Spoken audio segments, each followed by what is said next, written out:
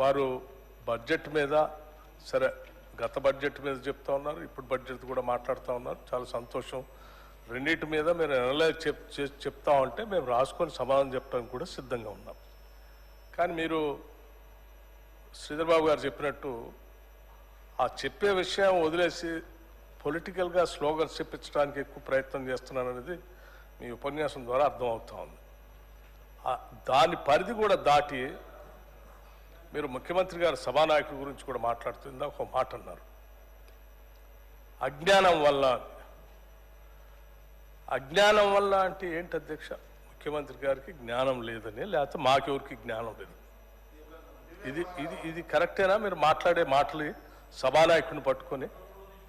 అట్లాగే సరే సభాపతి గారు సభా విలువల్ని పెంపొందించాలని మనం మాట్లాడే చర్చలు కూడా ఉందాగా పార్లమెంటేరియన్ లాంగ్వేజ్లో ఉండాలని వారు చాలా మంచిగా మీకు సలహా ఇస్తూ ఉన్నారు.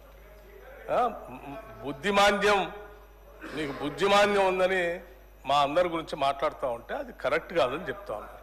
రైట్, మీరు కనీసం నిజంగా విఘ్నులైతే స్పీకర్ గారు సభాపతి గారు చెప్పిన దాన్ని విని బుద్ధిమాన్యం అన్న మాట పొరపాటు అయిపోయింది, నేను విత్డ్రా చేసుకుంటున్నా అని చెప్పి వారి ప్రసంగం చెప్పాలి. కానీ ఇంకా గౌరవ సభాపతి గారితో కూడా ఆర్గ్యుమెంట్లోకి వెళ్ళి నేనేమన్నాను, వారేమన్నారు, వారు మాట్లాడేటప్పుడు మీరు చెప్పలేదు, ఇప్పుడే నాకు చెప్తా ఉన్నారు ఏంది అని మొన్న వారు జగదీశ్వర్ రెడ్డి గారు ఎట్లయితే మాట్లాడటం కోసం ప్రయత్నం చేసి ఏం చేశారో ఇప్పుడు అదే ప్రయత్నంలో వీరెళ్తా ఉన్నారు. అధ్యక్ష, ఇది కరెక్ట్ కాదు.